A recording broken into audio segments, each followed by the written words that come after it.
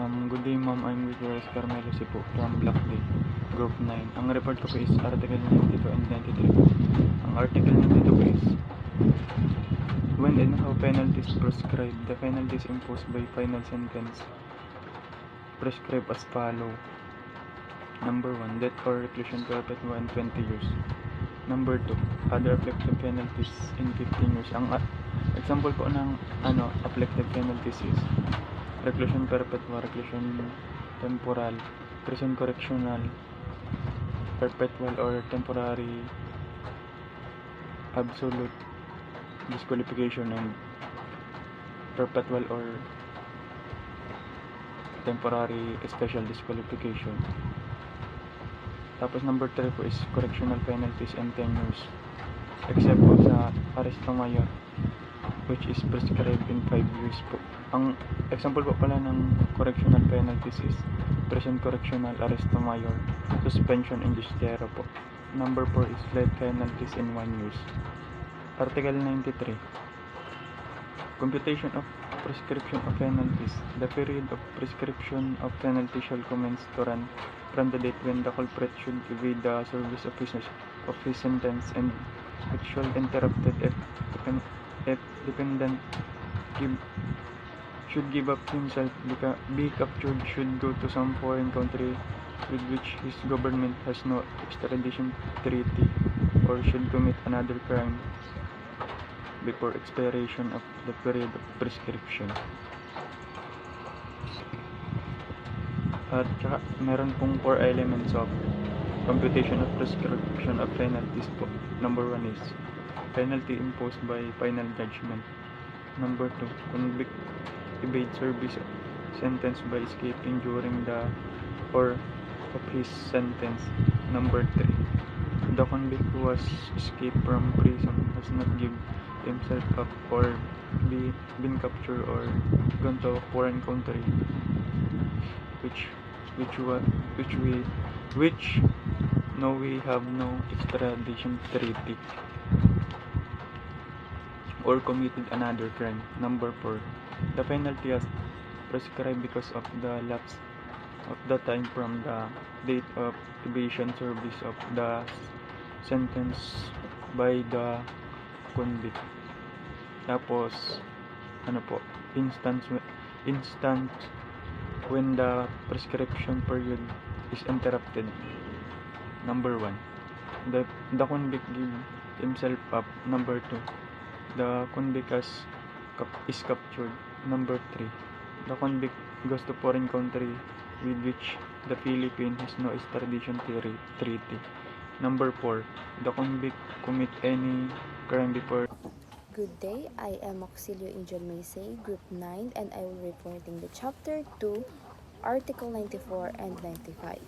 So, ang Article 94, it's all about partial extinction of criminal liability. So, it refers to situations where a person's criminal liability is reduced or terminated due to specific circumstances. Kagaya ng conditional pardon. Conditional pardon were reduced or commuted sentence partially or fully reduced prison time or penalties. So, it is a partial forgiveness with stipulated conditions. So, ibig sabihin, ito yung kontrata or contract between the sovereign power of the executive and the convict. So, for example, si A was committed a crime which is theft or embezzlement of 50,000 pesos from employer. So, before pardon, ang original sentence niya is 5 years imprisonment. Ang time served niya is 2 years. So, ang remaining sentence niya lang is 2 years. So, ang conditional pardon terms is you need to fulfill the 3 years probations plus additional 5 years. It is equivalent to 8. And need mong ma-fulfill ang 500 hours service are equivalent to 20.8 days or 3.8 months. At yung financial management counseling or mandatory therapy sessions. Ang sunod is steady employment at need mong mapakita ang proof of income. And the last is no contact with victims. So, by accepting the conditional pardons, si A will avoid serving the 3 years of imprisonment, but need niya pa rin ma-fulfill yung conditions during dun sa 8-year probation period niya. So, after condition pardon, yung imprisonment niyang 3 years ay mawawala, magiging 0. And, ang probation na 3 years, yung sa 3 years original probation plus 5 years, ay dapat niyang iserve. But, ang condition nun is, need mo pa rin mabayaran ng restitution, community service, counseling, employment requirement, and no contact with the victims to avoid revocations.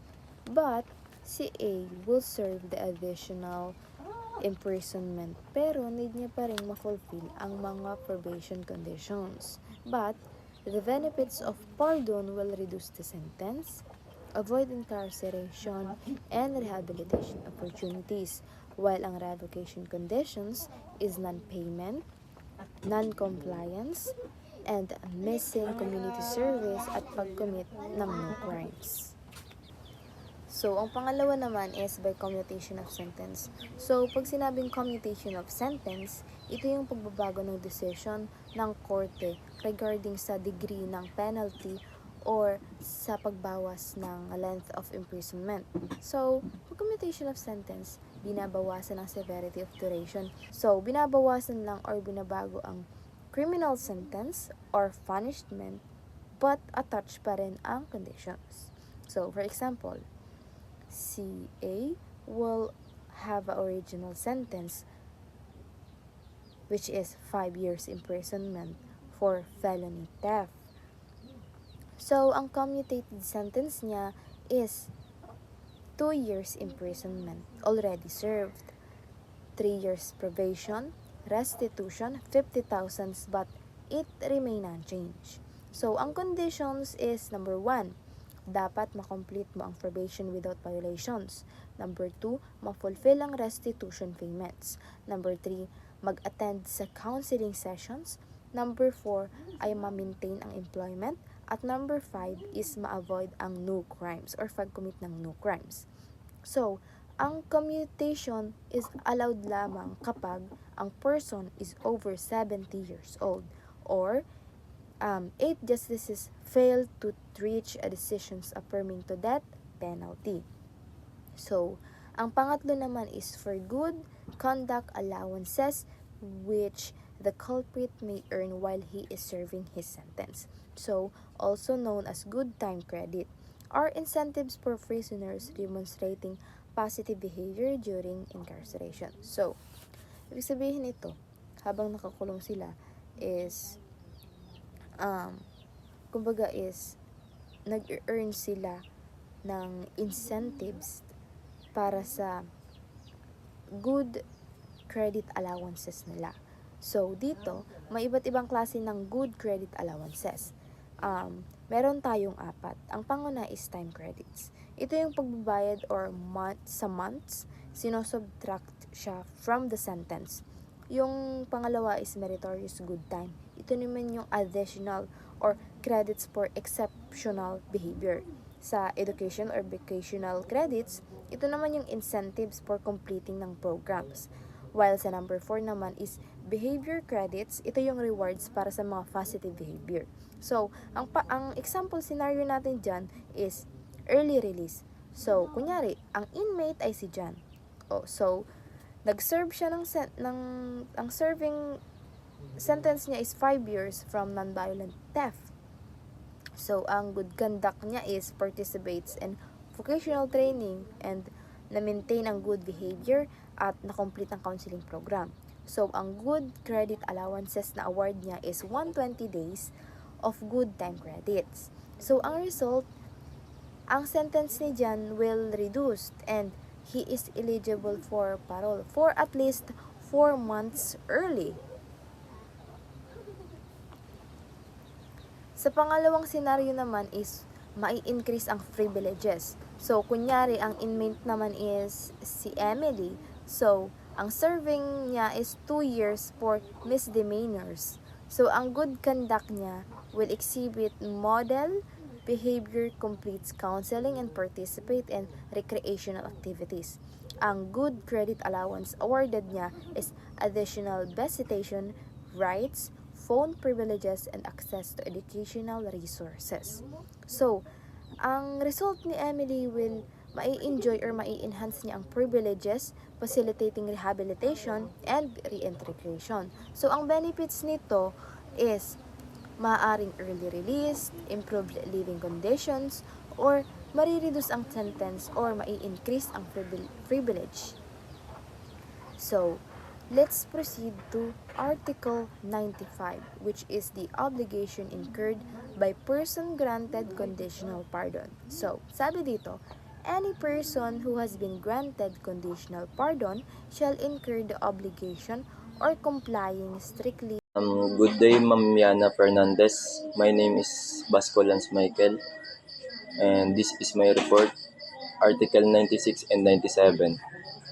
Article 96 of effect, communication of sentence. The communication of original sentence for another of different length and nature shall have the legal effect of substituting the latter in the place of former.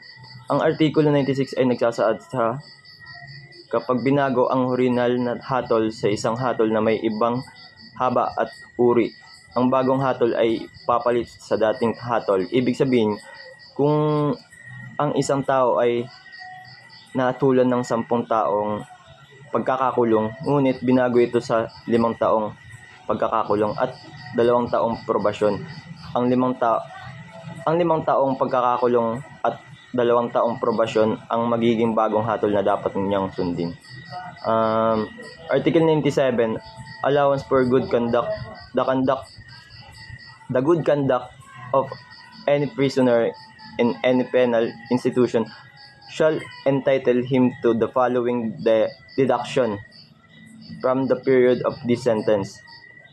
Ang Artikulo 97 naman ay nagbibigay ng pagkakataon sa mga bilanggo na mabawasan ng kanilang sentensya kung sila ay nagpapakita ng mabuting asal sa loob ng bilangguan.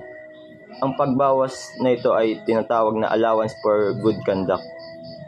Halimbawa, kung isang bilanggo ay nagkaroon ng mabuting asal sa loob ng 5 taon at ang kanyang original na sentensya ay 10 taon, ang kanyang sentensya ay mababawasan ng 40 buwan, di kaya 5 taon, 8 araw, di kaya naman 40 buwan. Ang kanyang bagong sentensya ay magiging 6 na taon. 10 taon, 40 buwan, equal nun ay 6 na taon. Good day, ma'am. I'm Joshua P. Alano from Block D. Today, I will report about Article 98, Special Time Allowance for Loyalty. Special Time Allowance for Loyalty. A deduction of 1/5 of the period of his sentence shall be granted to any prisoner who, having evaded the service of his sentence under the circumstance mentioned in Article 58 of this code, gives himself out to the authorities within 48 hours following issuance of proclamations announcing the passing away of the catastrophe to said article. Ang ibig sabihin naman po ng Special Time Allowance for Loyalties, ibig sabihin po nun ay binibigay po ito sa mga preso na kung saan nagkaroon po ng calamity, bagyo, lindol, within 48 hours, bibigyan po sila ng kalayaan upang sila ay umalis or lumisan sa lugar na kung saan meron pong calamities. For example, si Juan po ay pinalabas within 48 hours dahil po merong bagyo, at si Juan naman po ay bumalik within 48 hours. Doon po, bibigyan po siya ng 1/5 deduction sa kanyang sentensya na mababawas. So, kapag naman po ay nanatili naman po sa